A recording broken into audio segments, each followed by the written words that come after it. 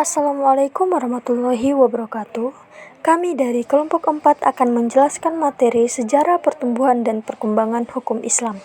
Sebelum masuk kepada penjelasan, saya akan memperkenalkan rekan-rekan saya, yaitu yang pertama ada saya sendiri Siti Nur Aisyah Pakaya, yang kedua ada Muhammad Elson, yang ketiga ada Juan Pagau, yang keempat ada Israun Anas Ma'ruf, yang kelima ada Nurul Sajwani Sabang. Saya sendiri akan menjelaskan tahap-tahap pertumbuhan dan perkembangan hukum Islam. Pada umumnya, pertumbuhan dan perkembangan hukum Islam dibagi menjadi 5 tahap, yaitu yang pertama masa Nabi Muhammad SAW, yang kedua ada masa Khulafaur Rasyidin, yang ketiga ada masa pembinaan, pengembangan, dan pembukuan, yang keempat ada masa kelusuan pemikiran, dan yang kelima ada masa kebangkitan kembali. Dan selanjutnya akan dijelaskan oleh anggota kelompok kami. Assalamualaikum warahmatullahi wabarakatuh. Saya Juan Wahyudi FP Pagau akan menjelaskan materi tentang masa Nabi Muhammad pada 610 Masehi sampai 632 Masehi. Pada tanggal 12 Rabiul Awal tahun Gajah yang bertepatan dengan tanggal 20 April tahun 571 Masehi, lahirlah seorang bayi yang oleh ibunya Aminah diberi nama Ahmad dan oleh kakeknya Abdul Talib diberi nama Muhammad. Setelah ibunya meninggal, ia diasuh oleh kakeknya, dan setelah kakeknya meninggal, ia diasuh oleh pamannya Abu Talib. Pada usia 25 tahun, beliau menikah dengan seorang janda bernama Khadijah yang umurnya terpaut jauh, yakni 15 tahun lebih tua dari beliau dan masih memiliki hubungan kekerabatan. Ketika beliau berusia 40 tahun, yakni pada tahun 160 Masehi, beliau menerima wahyu pertama. Pada waktu beliau ditetapkan sebagai utusan Allah, 3 tahun kemudian malaikat Jibril membawa perintah dari Allah untuk menyebarluaskan wahyu yang diterimanya kepada umat manusia.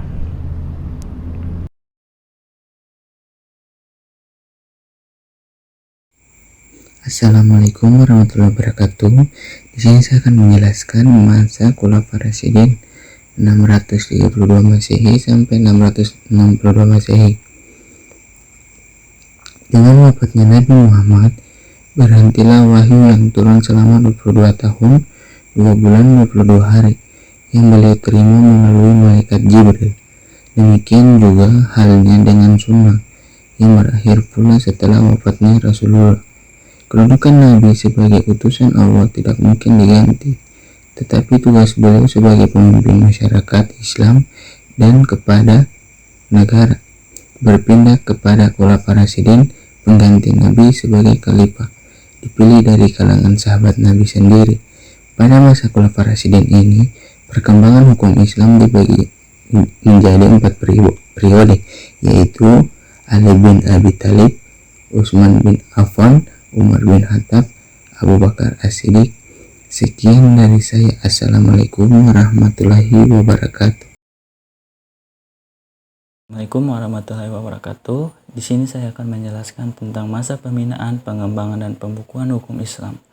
Awal mula masa kejayaan Islam, masa pembinaan, pengembangan, dan pembukuan hukum Islam pada abad ke-7 sampai 10 Masehi, atau disebut juga masa kejayaan Islam, ditandai dengan meninggalnya atau berakhirnya periode Khulafaur Rasyidin, yang kemudian muncul periode Khalifah Umayyah pada 662 sampai 750 Masehi dan Khalifah Abbasiyah pada 750 sampai 1258 Masehi. Pada kedua periode tersebut, hukum fikih Islam tumbuh subur. Perkembangan masa kejayaan Islam.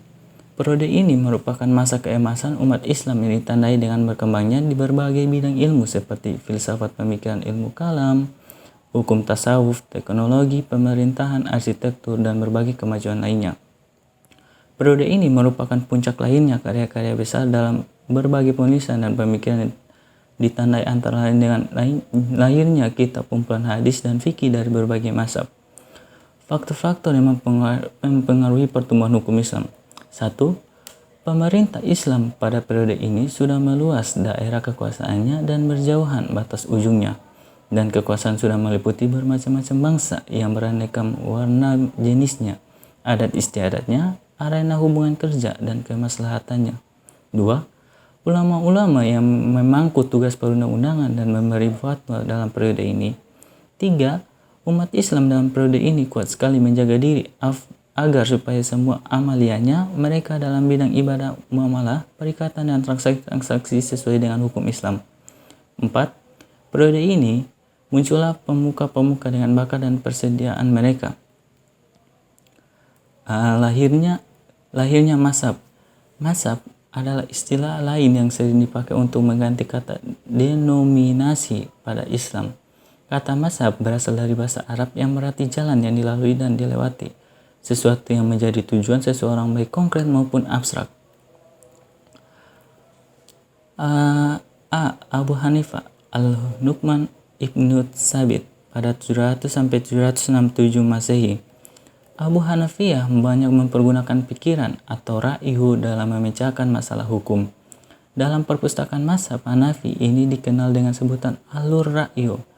Mazhab ini dianut sekarang di Turki, Syria, Irak, Afghanistan, Pakistan, India, dan Uni Soviet. Di beberapa negeri Islam seperti Syria, Lebanon, dan Mesir, mazhab Hanafi menjadi mazhab hukum resmi. Sumber hukum yang mereka pergunakan adalah Al-Quran, Sunnah, dan Ra'yu dengan ijma, qiyas, istihsan, serta urfa atau adat kebiasaan yang baik masyarakat setempat sebagai metode menemukan hukum. B. Malik bin Anas pada 713-709 Masehi. Malik banyak mempergunakan sunnah dalam mencerahkan permasalahan hukum.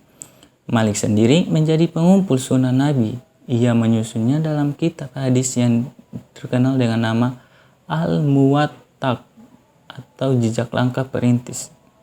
Mazhab Maliki yang dihubungkan pada Malik bin Anas dianut sekarang di Maroko, Aljazair, Libya, Mesir Selatan, Sudan, Bahrain, dan Kuwait. Sumber hukumnya adalah Al-Quran dan Sunnah Nabi dengan ijma penduduk Madinah, qiyas, dan masalih al-musalah atau kemaslahatan atau kepentingan umum sebagai metodenya atau alat menemukan hukum untuk diterapkan pada suatu kasus yang konkret. C. Muhammad Idris Al-Syafi'i pada 767-820 Masehi. Dalam keterpustakaan hukum Islam, ia disebut arsitek agung. Sumber-sumber hukum fikih Islam karena dialah ahli hukum Islam pertama yang menyusun Islamu usul al-fikih atau usul fikih, yakni ilmu tentang sumber-sumber hukum fikih. Ya Islam dalam bukunya yang terkenal Ar-Risalah atau pengantar dasar-dasar hukum Islam. Mazhab Syafi'i sekarang diikuti di Mesir, Palestina, juga di beberapa tempat di Syria dan Lebanon, Irak, dan India. D. Ahmad bin Hanbal pada 781-855 Masehi. Berdasarkan keahliannya dalam hukum dan hadis Nabi, ia juga menyusun kitab hadis terkenal bernama Al-Musnad atau Al-Masnad. Pendapat Ahmad bin Hanbal ini menjadi pendapat resmi negara di Saudi Arabia sekarang. Dibandingkan dengan aliran-aliran hukum tersebut di atas, mazhab Hambali ini yang paling sedikit penganutnya. Sumber hukumnya adalah sama dengan Syafi'i dengan menekankan atau mengutamakan Al-Quran dan Sunnah. Dalam periode ini pula lahir teori Al-Ahkam Al-Hamsah atau hukum taklifi.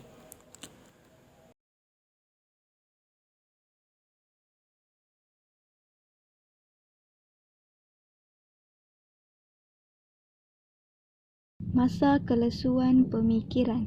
Sejak abad ke-10 dan ke-11 Masehi, ilmu hukum Islam mulai berhenti berkembang. Para ahli hukum pada masa ini hanya membatasi diri mempelajari pikiran-pikiran para ahli hukum sebelumnya yang telah dituangkan dalam berbagai mazhab. Yang menjadi ciri umum pemikiran hukum dalam periode ini adalah para ahli hukum tidak lagi memusatkan usahanya untuk memahami prinsip-prinsip atau ayat-ayat hukum yang terdapat dalam Al-Quran dan Al-Sunnah, tetapi pikiran-pikirannya ditumpukan pada pemahaman dan perkataan-perkataan pikiran-pikiran hukum para imam-imamnya. Dinamika yang terus-menerus tidak lagi ditampung dengan pemikiran hukum pula. Pada saat itu masyarakat yang terus berkembang tidak diiringi dengan pengembangan pemikiran hukum Islam. Keadaan ini dalam sejarah dikenal dengan periode kemunduran dalam perkembangan hukum Islam. Pembahasan materi terakhir dari kelompok kami adalah masa kebangkitan kembali sampai dengan sekarang. Setelah mengalami kelesuan kemunduran beberapa abad lamanya, pemikiran Islam bangkit kembali. Ini terjadi pada bagian kedua abad ke-19. Kebangkitan kembali pemikiran Islam timbul sebagai reaksi terhadap sikap taklid tersebut di atas yang telah membawa kemunduran hukum Islam. Muncullah gerakan-gerakan baru di antara gerakan para ahli hukum yang menyarankan kembali kepada Al-Quran dan Sunnah. Gerakan ini dalam kepustakaan disebut gerakan salaf yang ingin kembali kepada kemurnian ajaran Islam zaman salaf atau pemuliaan generasi awal dahulu. Pada abad ke-14 telah timbul seorang mujahid besar namanya Ibnu Taimiyah dan muridnya Ibnu Qayyim al-Jauziyah.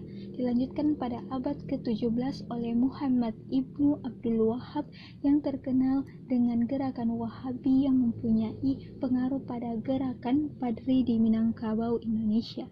Usaha ini dilanjutkan kemudian oleh Jamaluddin Al-Afghani di lapangan politik. Demikian materi yang dapat kami sampaikan. Jangan lupa like, komen, dan subscribe. Terima kasih.